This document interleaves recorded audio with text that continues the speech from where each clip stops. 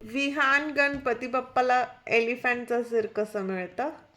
एक दिन माता लक्ष्मी ने नंदी से बोला, मैं स्नान करने जा रही हूँ, किसी को भी अंदर आने मत देना। तो तब शिव जी आए।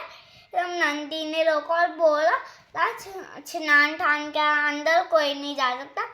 तब शिव जी ने बोला, मैं जा सकता हूँ। वो काय हो सकता ना, मग शिवजी नंदी शिवजीसनी आलो करते जायला, म्हणून माता पार्वती काय विचार करते त्यांच्या उपटन गणेशजीला बनवूया जी मला आदेश पालन करू. तर त्यांनी त्यांच्या उपटनाचं खिचून हे मूर्ती बनवली आणि त्या जादू करून मूर्ती जादू नाही, त्यांच्या शक्तीनं गणपती बाप्पाला बनवते. त्यांच्या शक्तीनं गणपती बाप्पाला बनवते ती.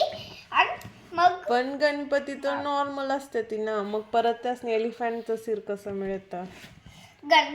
जेव्हा मग त्यांनी माता लक्ष्मी स्नान करायचे आलो, बाहेर कोणते आदेश मी तुला नाही देत. आतमध्ये यायला कुणाला आलो करू नको म्हणून गणपतीला सांगून जाते ते. मग शिवजी येते ती मग बोलते ती, तुम कोण फुटलं तर साइड में जाओ. तर गणेश जी बोलते थी, माता स्नान करने गई, आपको अभी जाने की आदेश नहीं. तर ते लागात बोलते थे, मैं जाने दो. तर ते गणेश नाही बोल. मग त्यांची चार मित्र त्यांच्यानं फाईट करते. पण गणेश जी लई पॉवरफुल होती, तर त्यांनी त्यांच्या मित्राला हरवलं. मग शिवजी जाणून त्यांना तिळचूल लागलं. मग माता पार्वती बाहेर आली आणि बोललं, त्रिशूलनं काय केलं? सिर काटलं गणपतीच्या शिवजीनं. शिर काढून टाकलं. मग माता लक्ष्मी बाहेर आली, पार्वती माता बाहेर आली.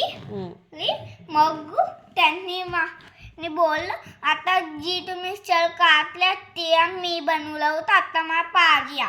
तर त्यांनी त्यांच्या मित्राला बोललं, जाऊन नाही कुणाच्या बी डाई साईड मी केल्याला झोपत असलं ते माझी कोण पिन मम्मी आणि बेबीकडे पाठ करून जी झोपलेली असल तिचं सिर काटून आणा म्हणते ती. फिर वो लोग जाके उसका सिर काट मग तशी त्यासनी एक एलिफंटच दिसतं. लेके आते हैं.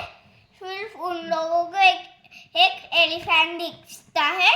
फिर वो लोग लाग के गणपति बाप्पा को लगवाते हैं.